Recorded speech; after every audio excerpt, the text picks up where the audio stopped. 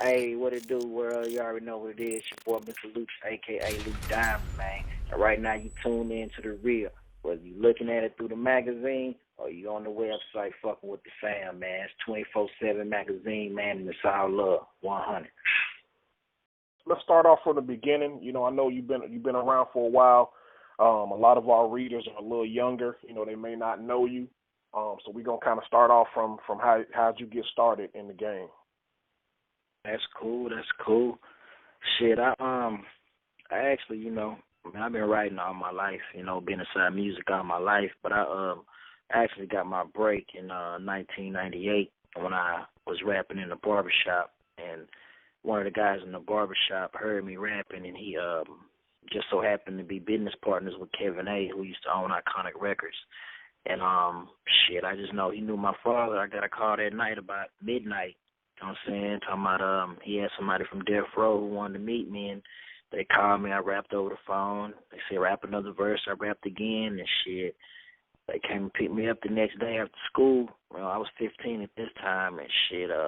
They took me to the studio, and when they took me to the studio, that's when I met Mr. Pookie, and shit, they was working on Mr. Pookie album, and they had a single that they was working on. Really, it was just a song at that time. It wasn't supposed to be a single, but shit, I think, about 2 days later, I ended up, my first verse, I ended up recording with him. I did Crook for Life, and then, shit, we did that on Wednesday. He was on the radio on Friday, and, it was history since then.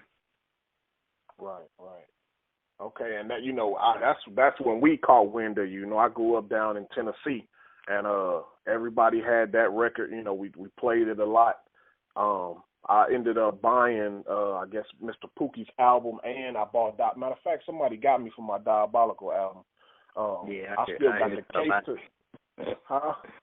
I say I hear that a lot every time I'm on the road, man. That's what everybody say. Somebody stole that shit. Yeah, I still got the case, but they got the actual CD. You know what I mean? But so let's talk a little bit about that time period. You were real young. Still in high school. You guys moved quite a few units. I remember a friend of mine. He actually designed a ad for you guys. I don't remember what magazine it was in. It might have been either The Source or Double XL. It was one of those he did a ad for back in the day. And how was it for y'all?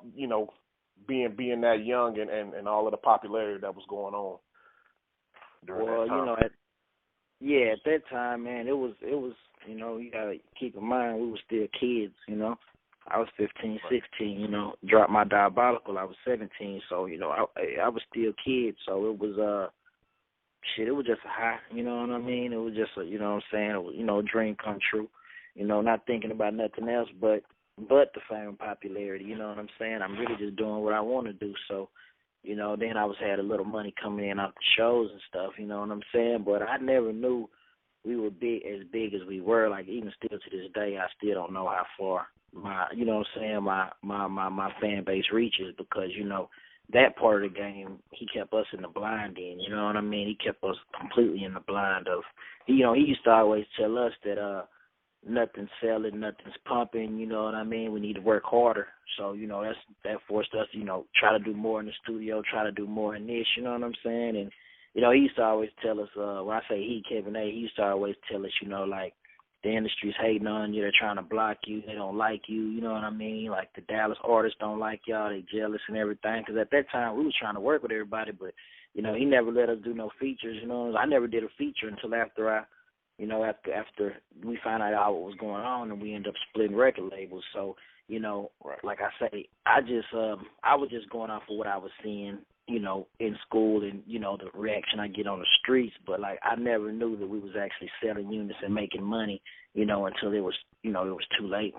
So, that shit kind of, I thank God for it, bro, because, like, like some people get that success and it goes to their head, you know what I mean? And it, like, changes them as a person, you know what I'm saying? And I think, he kept me humble. He kept us humble the whole time because we never really got to see how big we were. So, we never got that super cocky, hey, I'm the shit type, you know what I'm saying, type deal like that because, we were still struggling and still trying to, maintain at that time. So, You know what I mean? I was just cool with the success of, just being a household name at that time. You know what I mean? Right. And I think, a lot of it had to do with the fact that, there are quite a few military bases out in Texas. And, I grew up on a military base, so I know a lot of the music came through that way as well, from the soldiers moving around. And I had a lot of friends that were from Texas, so that's what put us on Swisher House and put us on Y'all and things of that nature. But, I mean, everybody I knew was playing the records.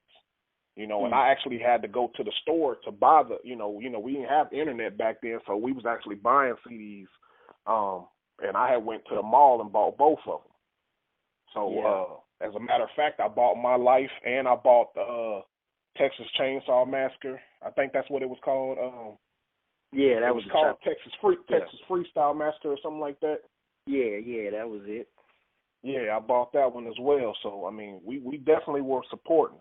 And I'm from Indianapolis originally, so a lot of the music I was bringing up here, and I was turning a lot of them onto it. So, I don't know how far, it reaches now. It's been about 10 years. But, I definitely, kept you in mind. And now that I have my own magazine, I felt like I'd reach out to some of those people I grew up listening to. Because I don't think that, Texas, I don't know how y'all do out there in Texas, but it's not as big as it was. I don't see Tum Tum and them around as much as I used to. So now we kind of, Yeah, a lot of artists who was doing that thing, a lot of spirits got broke, so a lot of them quit making music, or stopped pushing as hard as, as they wanted to do, you know what I'm saying, and shit, but as far as in Texas, they still get love because, I travel, I stay on the road, like, I stay gone on the road, and everywhere I go, you know what I'm saying, they still say that they jam the DSR and stuff like that, and, there's still fans out there, you know what I'm saying? It's just like, you have to go touch them because, you know what I mean, as far as, with you not having radio play and other things like that, they think that a lot of the people that was rapping not around no more, but they still are. You just got to hit that road and stay gone, like, like Lil Kiki and like a couple other people that's around here. But, it's to the point now to where, you get that bread on the road and you're staying gone, you know what I'm saying? It really be irrelevant. You really don't need a radio station for what we do, the type of artists that we are. So, we just have to stay moving and stay touching the people because once you touch the people, it sticks and it stays forever. The radio, they can have you this week and say you're not ever going to be on there again next week like they did Trey, So, what I'm saying? It's more important that you actually in the streets, actually networking and touching the people, letting them know what type of person you are, you know what I'm saying, because that's what lasts forever. Right, and that's our angle. We want to keep supporting a lot of the artists that were around in the 2000s, 1990s, because everybody, the Nicki Minaj's and people like that are going to stay in the spotlight. And I don't think that there are many outlets for artists like yourself out there right now that are being pushed to the forefront. So I always reach back and try to show love to everybody. So, with that being said, if you get an opportunity, make sure you let, everybody know from out that way that's still doing music that we definitely will support them. I sure will. I shoot you contacts on them and all that type of stuff too. So, you can reach out to them. And I have them do the same. Right. All right, so after, I read that, you guys had a falling out with the Iconic situation and the label. The next project you guys put out was the My Life CD. And kind of explain that to me, because I remember when I bought the CD and I was reading the credits and everything, and there was a diss record on there. Since we didn't have the internet, I didn't really know what happened. Like, how did you guys end up on a whole new label? And I forgot what the name of the song was called, but y'all was going in on somebody, the interview record. Yeah, it was the interview. Yeah, we pretty much did it because at that time it was murder on the mind. I'm gonna keep it 100, G. You know what I'm saying? It was a real bad breakup because you go from like I say, we were struggling. You know what I'm saying? I mean, struggling hard. Me, I wasn't struggling as hard as Pookie and everybody else was because I had another source of income. You know what I mean? I wasn't living off of the record money. You know what I mean? But like bro and them, all that was with us. That's all they were living off of was record money. And when like we weren't getting none of that, and how we ended up finding out we were getting screwed is because the investor who invested in Kevin A. It was a guy in Dallas named Mr. Blues. He used to own pretty much the #1 independent record store out here. He's the reason why anybody in Dallas gets music. You know what I mean? Started it. He's the originator, Mr. Blues, and he had invested in Kevin, and you know, we started see because when we was doing it, we seen a lot of things happen. We seen a lot of okay, we're not doing no more shows in Dallas now. We're only doing outside of Dallas, and then we seen like okay, well, we can't go to certain places and we can't be around certain people, But he was directing us for his reasons. He was telling us other reasons, but now when we got done, we realized he was trying to dodge. He was dodging the people that was looking for him. You know what I'm saying? So he was moving us around and stuff like that. And like when we left, like when we got into it, he told me that he like, man, your album flopped. You pretty much made me lose money with my company. You know what I mean? And you only sold like 3,000 albums. You know what I'm saying? And I put so much money in it, so pretty much you owe me. And then Mr. Blues ended up coming to me like, man, that's a lot. You sold over 67,000 just on your project alone. You know what I mean? And y'all ended up getting a deal with Time Warner for $3 million. And he took the bread or whatever, and he was supposed to pay Mr. Blues his initial $40,000 he put into him, and also let him have option of getting back into it. Because I remember the day that they stopped K104, that's the #1 radio station out here, and they were like, hey, man, hats off to the Iconic Boys, first black, some entertainment groups out of Dallas to sign with a major. That's when we signed with 88 Music, and we thought it was going to blow up from there, but at that point, that's when shit stopped because that's when he sued him. You know what I mean? And once he sued him, that's when the Diabolical and the Rippla got like pretty much like when you have those wars as far as when the lawyers get involved, shit gets ceased. You know what I'm saying? They send these cease and desist letters where everything gets put on hold. And then I found out that's when his bank account and all that stuff got put on hold. But we really didn't know still. He was telling us that Mel Gibson was suing him because Mel Gibson had an iconic production for the movie, and he was trying to say that Mel Gibson was coming after him because he was Iconic Records, you know what I mean? And, being young, we believe that shit, but found out all that shit was a lie, man, and shit. That's when he said we got to go back. Well, after he told me my album flopped and put him in a problem, that's when we had to go right back to do that Texas Freestyle Massacre, you know what I'm saying? And then he had me do the slab song and shit like that so he can create revenue. But that's what I'm finding out, once I leave. That's why how he was trying to, get his bills back going and shit like that, keep himself in the float. But, once I found out how much I really had owned, really had sold, and he watched all us struggle real bad. A lot of my friends getting evicted, going through bad shit and shit. I ended up leaving, Pookie and them didn't want to leave, because that was their only source of income, and they didn't want to leave, so I was like, fuck it, I'm leaving, and shit, I left. I went by myself, and then shortly, about 8 months later, he did something else to Pookie and them that made them go ahead and leave. So once they left, you know what I'm saying, then that's when they came and started talking to me and shit, you know what I'm saying, and we ended up starting a new label called Crowder Ball, and when we started Crowder Ball, that's when we we did the My Life project. But at that time when we left, we had no money, you know what I'm saying, at all. I had money because of a death settlement. My father passed away when I was younger. And, when you turn 18, how he had his insurance set up, I get paid for 18, 19, 20, 21, all those 4 birthdays, I get a check and shit. So I was being able to do things. So, I put money that I was getting from that into putting out our project. So we ended up putting out the My Life project and got distribution on that and shit. And, it did real good, you know what I mean?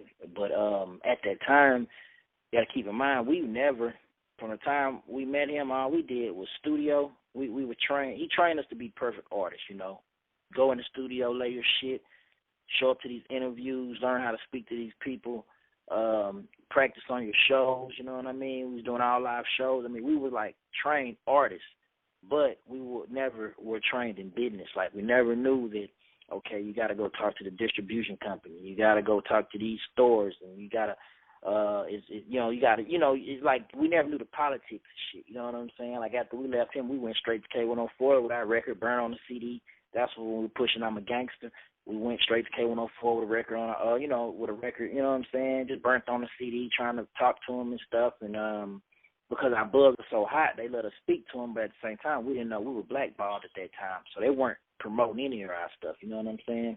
They wouldn't even spin it. They let us do an interview and stuff, but they wouldn't push none of our stuff. And it's been like that for a long time because he was in the pocket with Reggie D, who used to be one of the number one DJs at K104. It was a lot of, like I say, it was a whole lot of politics that we didn't know about at all. So, that's where the real hate for him came, because once we left, you know what I'm saying, and he started doing all type of shit to us, reaching out to everybody who was around, you know what I'm saying, telling them that, like all the people that was calling him in the future. Like for example, man, I'm sorry because it's really emotional right now. So much shit's going through my head. But like I remember, when we were blowing up, everybody, we didn't know everybody was calling for features and shit. And he was telling them, well, Pookie and Lucci don't fuck with y'all. Y'all not on their level. They say I asked them to do the feature, but they said they don't like your shit. I can't do it. The whole time he's not even telling us about it. So when we get out in the streets and we go reaching out to everybody, everybody's like, fuck y'all, Nigga, I remember what you said, what message you sent through Kevin, and I remember how you told him what you thought about me, and we be like, what?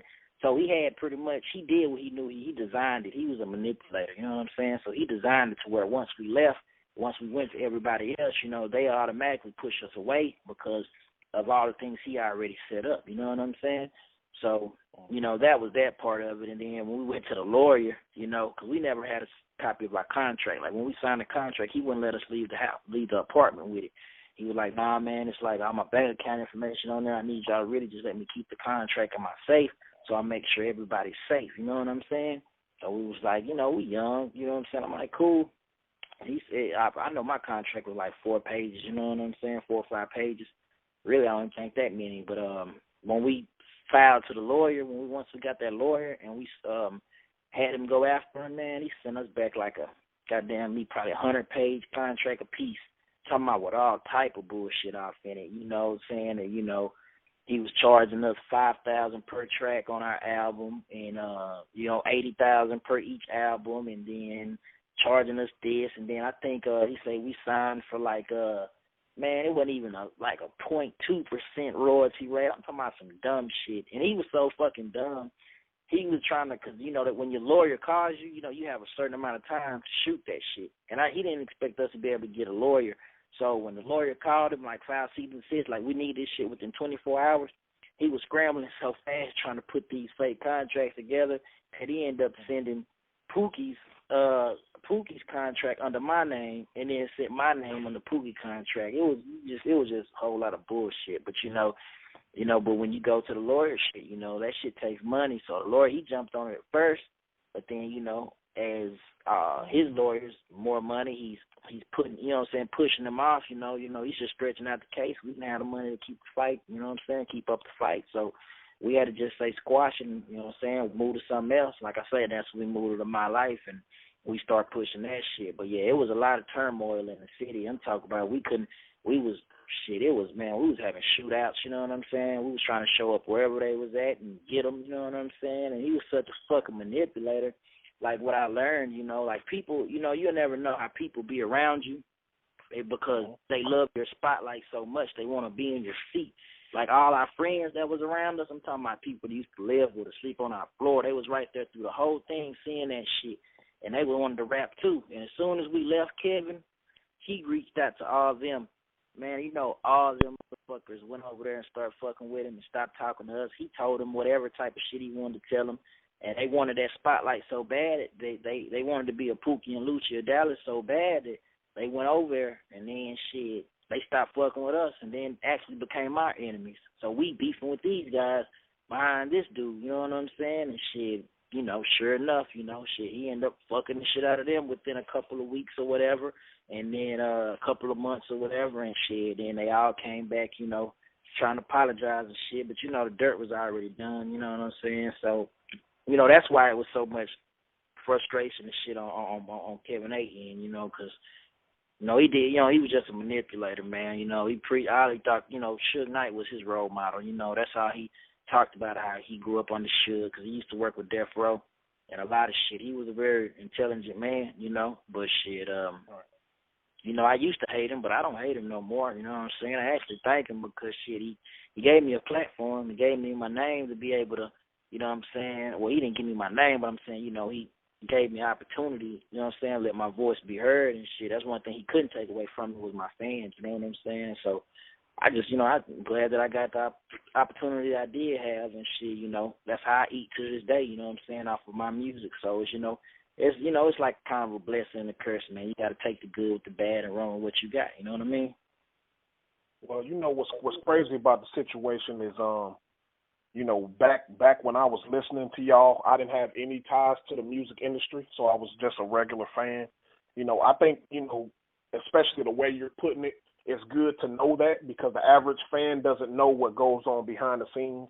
And, once you're able to see it and you see what happens behind the scenes, you kind of look at the industry a whole lot different. And being that you just told me this, I think we're going to probably sway the issue into more of a theme issue because we just did an interview with T-Rock, out of Atlanta, and he was in the same situation with 3-6 Mafia. Yeah. And he was explaining to us that the same, not necessarily, it probably wasn't as bad, but it's similar to where when he left the label, he did all of that dissing, and we did an interview with DJ Paul a couple months ago. And they had, he had some harsh words for T-Rock, and they kind of went back and, came back with it or whatever like that. But, I mean, it happens to a lot of artists, especially when they're young. And T-Rock was about 16 when he signed with them as well. So, I mean, this is good info, man. It really is, bro. We gonna get it out there and make sure that, that whole story is put out there the right way. We ain't gonna flip nothing. Everything is coming directly from your mouth, and, that's how we gonna do this thing.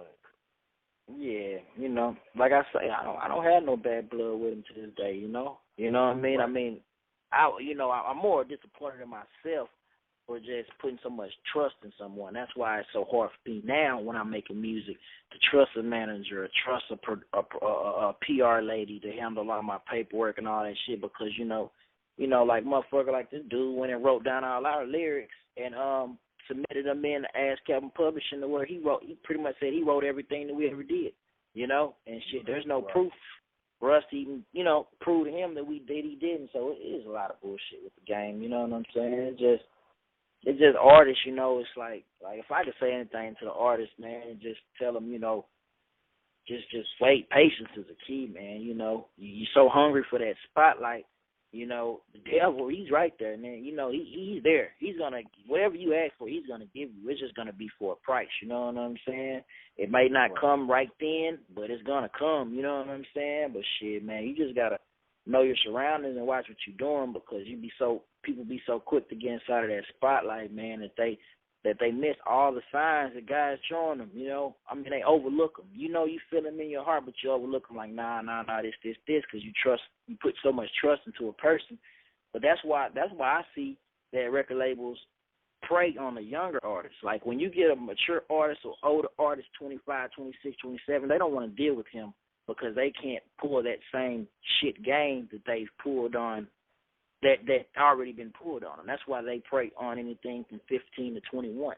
You know what I'm saying? The younger people, you know what I'm saying? Then they take their prime years out and then shoot them to the side. And then, they go, you know what I'm saying? Then they have to go back for 2 or 3 years rebuilding their whole brand all over. You know what I'm saying? So, shit, I see that's how the industry works, man. That's why, that's why I just tell our artists, man, shit, just get on your business, you know what I'm saying? And just don't put so much trust and faith inside of another person. You know what I'm saying? For real. So after all of that situation had died down and you guys moved on to to, you know, the My Life album and the solo projects after.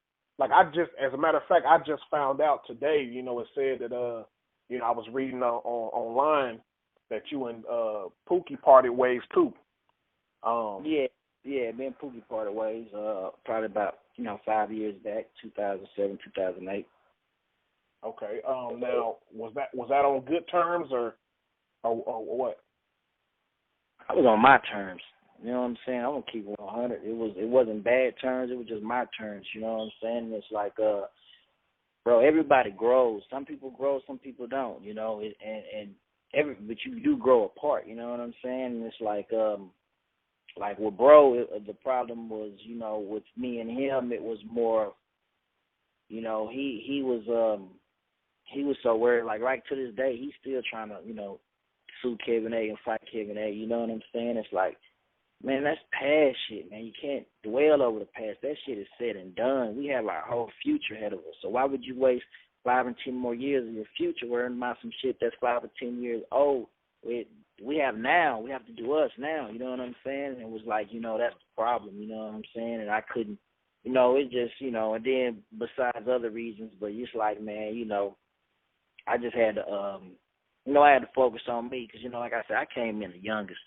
And Pookie was 21, 22 when that shit happened, and I came in. I was only 15, so it was like, he's 6 years older than me, and I looked up to him forever. You know what I'm saying? Like, so a lot of decisions that I was making at that time, it was with him. You know what I mean? But as I grew as a man, and I grew as a, more of a business person, it's like, man, these aren't smart decisions that I'm following. So I just had to start making decisions for myself. You know what I mean? And that's pretty much where we grew apart because, I wanted to do more business and wanted to do more expanding and wanted to, really do more, you know what I'm saying? And some people get content. I never get content, you know what I mean? I can't let it happen, okay, that's cool. We sold 10,000 albums on this, or okay, we did 30,000 albums with the My Life.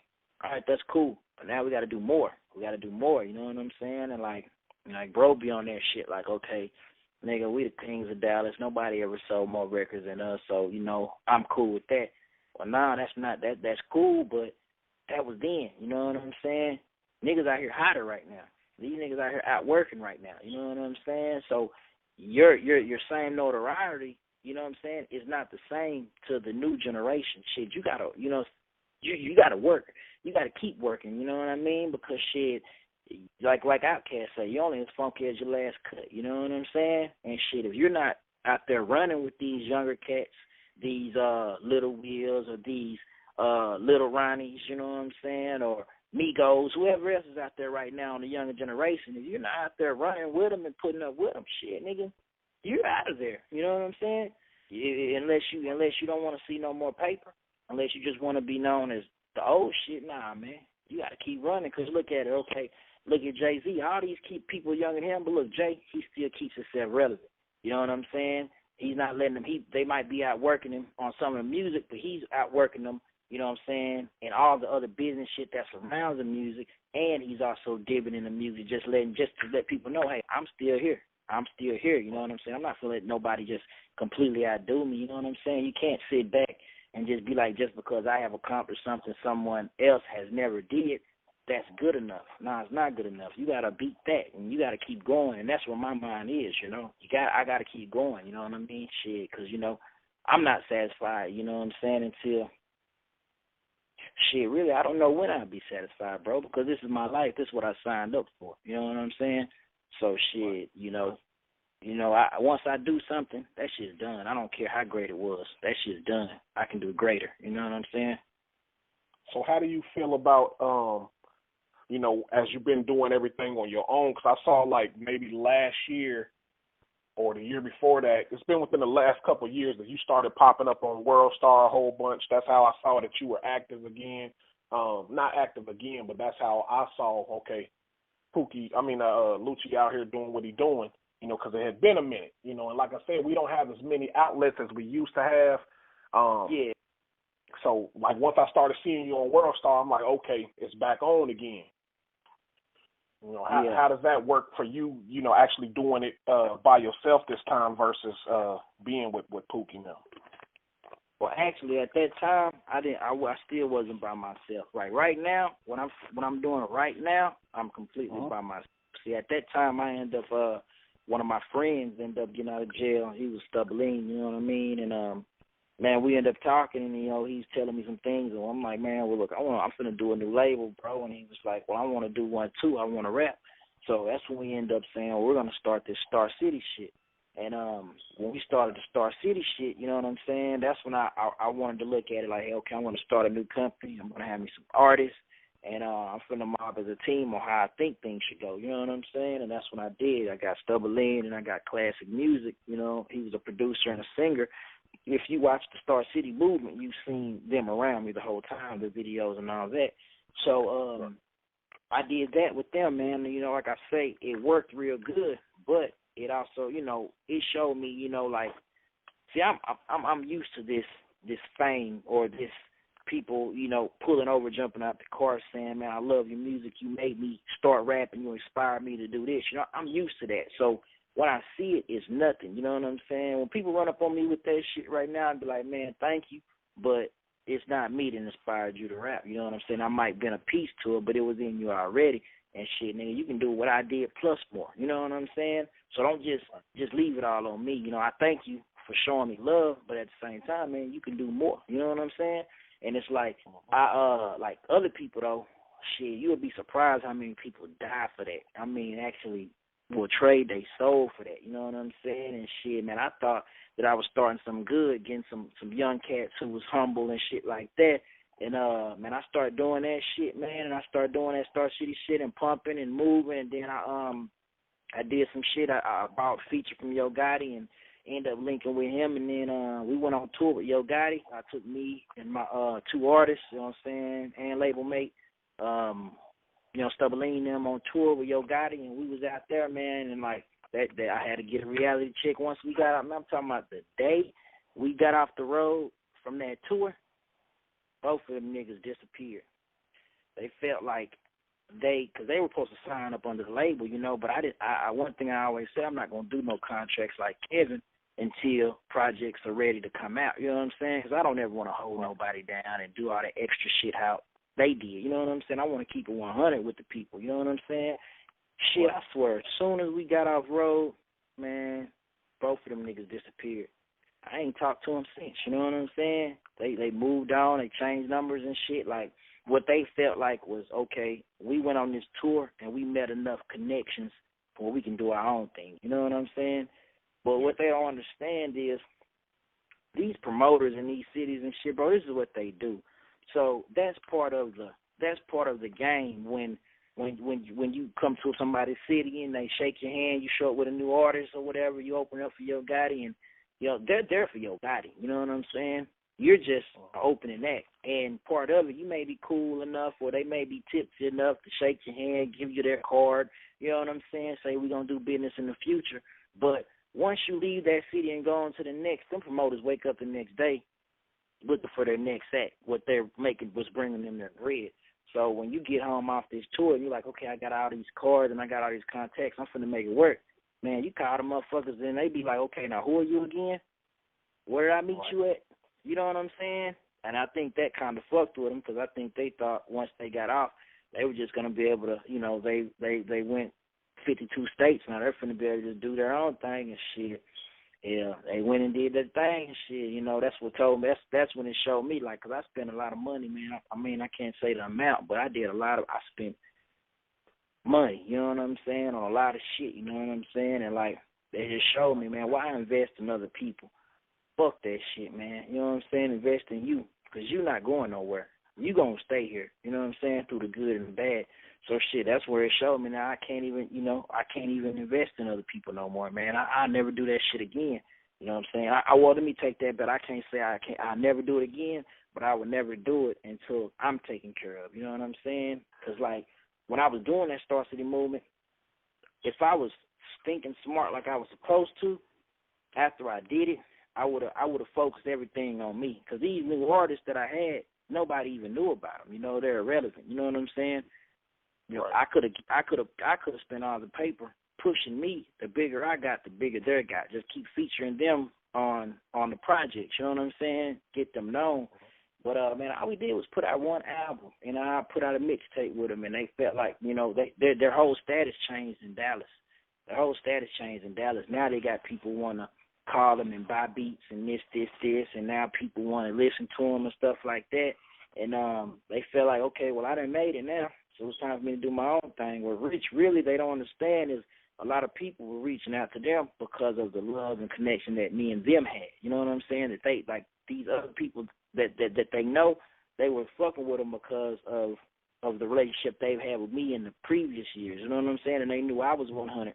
So out of respect for me, they're fucking with these other artists. But they're thinking that it's all them and it has nothing to do with me. So once they left, they seen how people really felt about it. You know what I'm saying?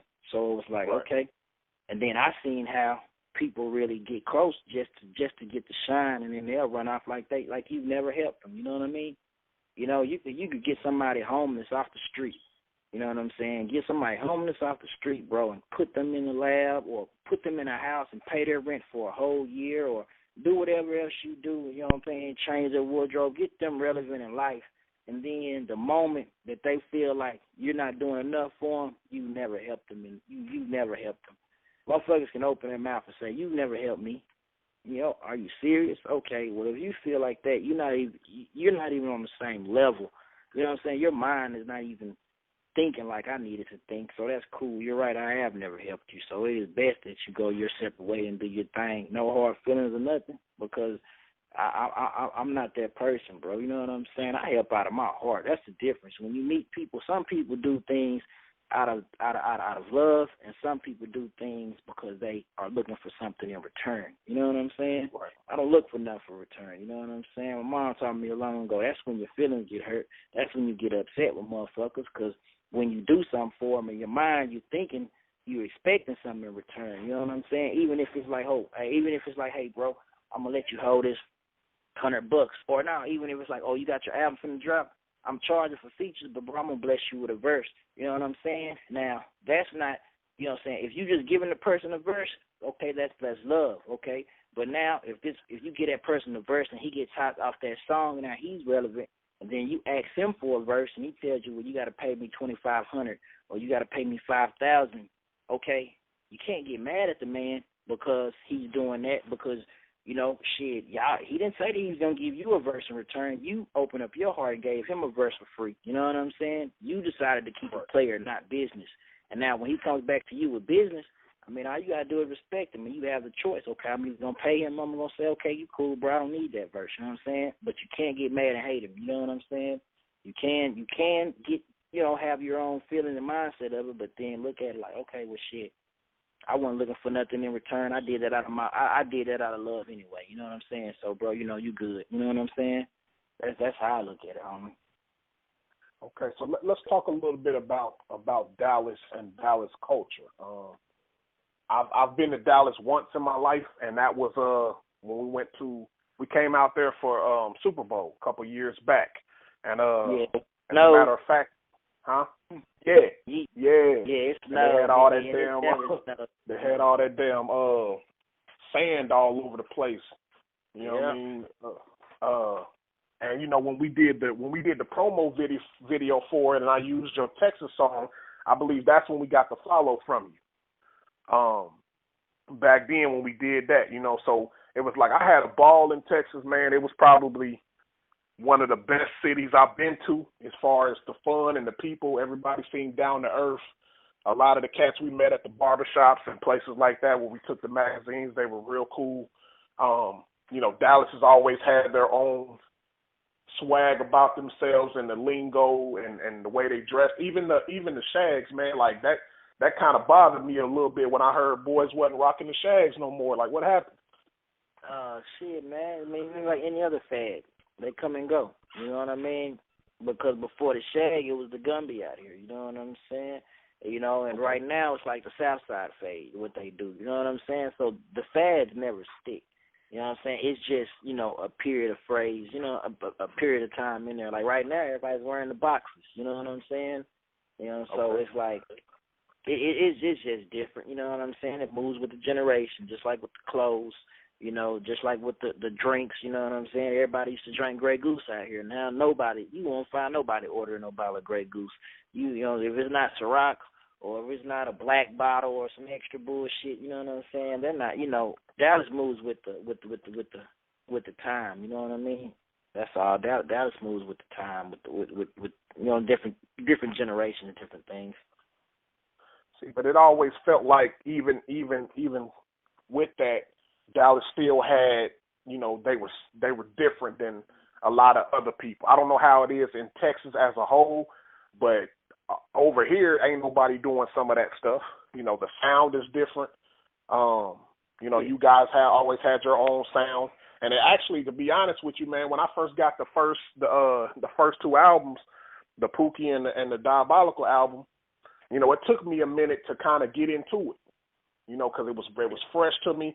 I wasn't used to it. You know, I didn't know where you guys had came from, because when I first had heard it, I heard it from a friend, to where I had to listen to it a couple times. Then I went and bought it, like, okay, this is the shit now. You know what I mean? But it took me a minute to kind of gravitate to it and understand where y'all was coming from. So, I mean, like I said, Dallas has always been different. And even in the culture of having, like, I got a lot of Mexicans out there, you know, and I see Mexicans and blacks mingling. Like over here, you know, ain't no Mexicans and blacks, you know, kicking it like that. Yeah, at all. You know, they on a whole opposite side of town, and a lot of them don't even, you know, they got their own stores out that way. Yeah, nah, bro. You know, between me and you, that's one of my biggest fan bases. You know what I'm saying? Mexicans are my biggest fans. You know what I'm saying? Next to the white people. You know what I mean? Then the niggas. You know what I'm saying? Like, I got a lot of nigga fans, but it's just like, who gonna come spend that money? Who gonna do all that type of shit? My Mexicans and my white folks, hands down. You know what I'm saying? And like I hear in Texas, though, you got to keep in mind, bro. Shit, we right next to Mexico. You know what I'm saying? And then, like, you know, out here, you know what I'm saying? Shit, they're the minority. You know what I mean? Well, shit, now they're the majority. But, you know, they're the minority. And it's like, you know, before they came, it was us. You know what I mean? Like, back in the 60s and 50s and shit, they, you know, they was pressing on the niggas. You know what I'm saying? And, like, it's like once the Mexicans came, they stopped pressing on the niggas and start pressing on the essays. And I think that right there created a bond between us, because they threw us all in the same area, you know, like anything south of the city, you know, they threw all us there, and then they put all the whites up north. And then it's like, you know, we had to mingle with each other. And then plus, you know, the drug trade real big out here, and most of those are the plugs, you know what I'm saying? So it was like, you know, we both down here, man, we both felt the hate from the other races and shit. That's what brought us together. And it's like, man, shit, hell, you couldn't tell a Mexican down here he's not black. You know what I'm saying? I mean, it's like, you know, they have different Mexicans. They have Tejanos, and then they have, you know, that's the ones that's born over here, and then, you know, you got the ones that's born in Mexico and come over here and they hate niggas. You know what I'm saying? They won't even speak to us. You know what I'm saying? So it's like, the ones that's born in Texas and raised out here, man, yeah, they're shit. You would think they're black. They you know, they sip and drink, they screwed up, they this, you know, they you know what I'm saying? They're one. We all one. But like, you know, you have the Mexicans that hate the niggas though. But those are the ones that don't speak no English, don't do nothing. They just came over the border a couple years ago, and they're working at the McDonald's and all that type of shit like that. Shit, you know. There's like for their majority, you gotta come out here and see that shit, man. They run everything. I'm talking about, you won't even see a black person working no more inside no fast food spots. There's no room, you know what I'm saying? Because they're coming and they're working for goddamn the minimum of the minimum wage. You know what I'm saying? Niggas ain't feeling that shit no more. We ain't doing that shit no more. Now we trying to get in the call centers and the this and all that type of shit. You know what I'm saying? The better jobs, but shit, nah, they're taking everything, man. So shit, nigga, I wouldn't be surprised. Shit, right, man. Shit, them motherfuckers coming, man. They saturating this whole home. Well, yeah, that's good insight, man. Because you know, like I said, the whole culture is different. Because we came out there and we seen all them women out that way, bro. Like, man, this shit is bananas. Like, and especially with the like all of the parties we attended. You know, we went to a Jeezy party, then we went to a Rick Ross joint, and you know, like all of the Mexican, matter of fact, some Mexicans was in there fighting some chicks, and they was hitting each other with bottles and all kind of stuff, man. And I'm just like, I think we had went to the mall, as a matter of fact, too. So I've been telling my business partner for a long time that, you know, I'm trying to get back out that way. And the chick who's gonna be doing the promotions for us and the rep out there for her name is Deshawn. She's a caterer. But she says she messes with a lot of the rappers out that way. So I think she's having a birthday party over the next, I think, June. So I'll probably be back out there for that. So I'm gonna try to, you know, if y'all in town, man, I'll try to link up with y'all, man. We can do some video work or something like that, and some video interviews or whatever else you're available for. Yeah, that's cool. That's cool. Nah, I'm down. Yeah. So okay, let's get into this last little portion of it. Let's talk about the new projects and you know, what's going on currently in 2014. 2014, man, it's Lou Diamond year, man. You know what I'm saying? It's finna be you know, it's it's a wake up call, man. You know what I'm saying? Just to make a nigga, let everybody know a nigga still out here relevant. You know what I'm saying? I'm doing my album drops on May 2nd. You know, like I say, it's called Deep Off in the Game. You know what I'm saying? It's just you know, reality check to everybody out there. Just letting them know about, you know, life out here in these streets, people that's really out here, you know what I'm saying, and like letting them know, you know, Dallas, you know, like, cause like when you was telling me about the trends or whatever, or what you hear in Dallas, like they got us confused, like they really think that Dallas is, a lot of people on the outside when I travel, they think Dallas is the whole boogie movement, a whole, just a dancing city, you know what I'm saying, like once since the last major artist we've had out of here is like all of them been with dance songs, like, you know, from Dero to Lil Will to Young Nation, you know what I'm saying? You know, it's the younger generation, and they think that's all we are. But man, I'm just, you know, giving them a reality check on real music, you know what I'm saying, and letting people know what's really going on. And I'm doing my business a little bit different with this project, you know what I'm saying? Like I said, I'm doing this one, I'm dropping this one on live mixtapes. I could sell it. I have plenty of fans that's willing to buy it, but this year I just wanna bless the streets, man, with some good music. That's why I'm giving it away. You know what I mean?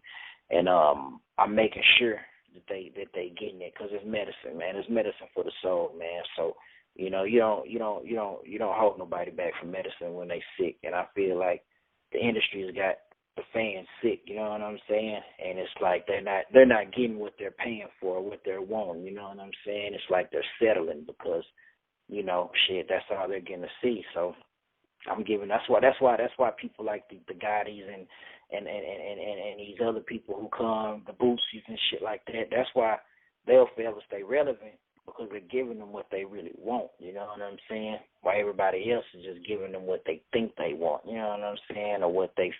Nah, man. Like everything I speak is real life. You know what I'm saying? Real life shit. And one thing I know about music is.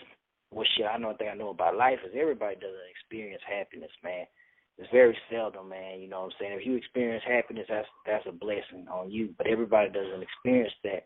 But one thing everybody do experience is pain, you know what I'm saying? Everybody, you know what I'm saying? So you gotta talk to people like you would talk to yourself, man. You know what I'm saying? So, and I feel like God's blessed me in so many ways to, you know, be at the top of the music industry, you know what I'm saying, and, you know, having sold out shows and shit like that, doing that type of shit, seeing that end of the game, and then also being at the top of the street game, you know what I'm saying, like actually out here getting real checks just from the streets, you know what I'm saying. It's like I got to see both sides of the game, and, you know, he let me make it through, you know what I mean. Like I got a lot of people that's gone to the feds right now, and a lot of friends are dead, and it's like I'm still here, so it's like, you know, with me being here, I just feel like it's my obligation, it's my duty to give back and put some knowledge in these motherfuckers and give them what they want to hear. You know what I'm saying? Just give them a dose of real music, man.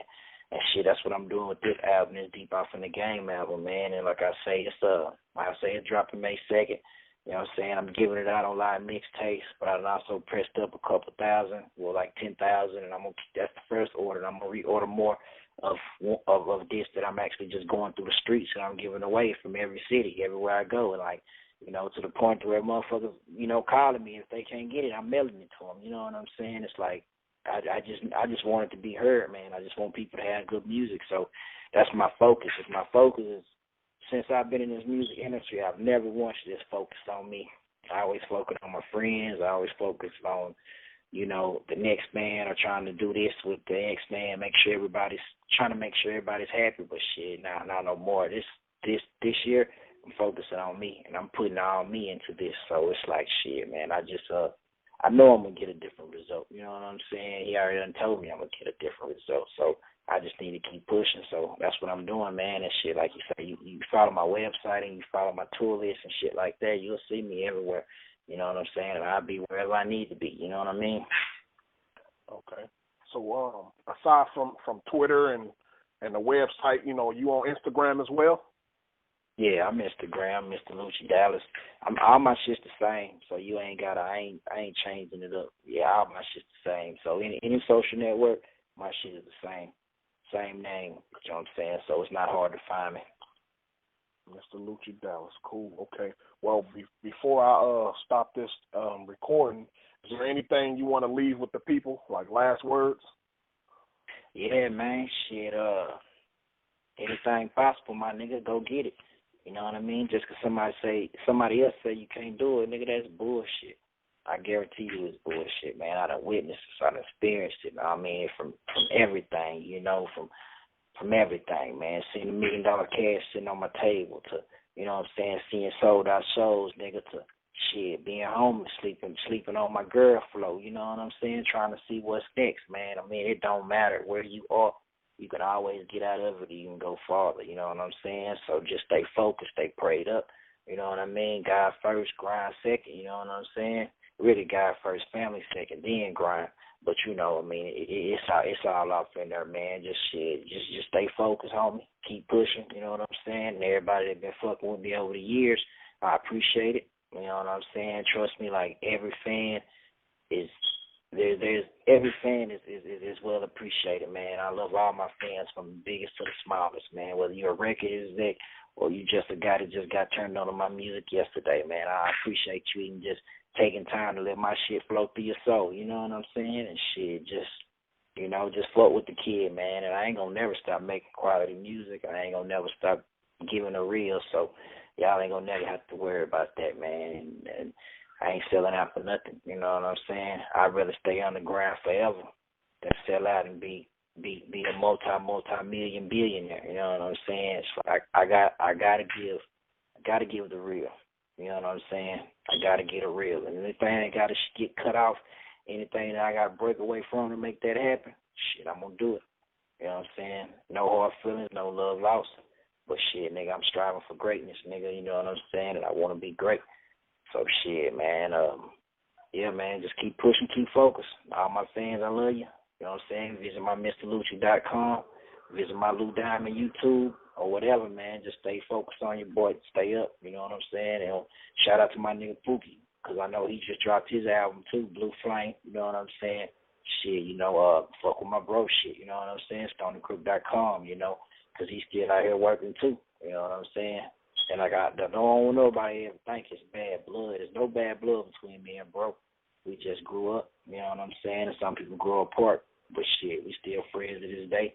He need anything from me, I know he can call me and he can get whatever, vice versa. You know what I'm saying? Shit, I'm just trying to expand in my business, homie. I'm just trying to expand in my thinking. So shit, that's it, man. Shout out to everybody. Shout out to the fake and the haters, you know what I'm saying? I pray for y'all too. I ain't tripping. Real deal.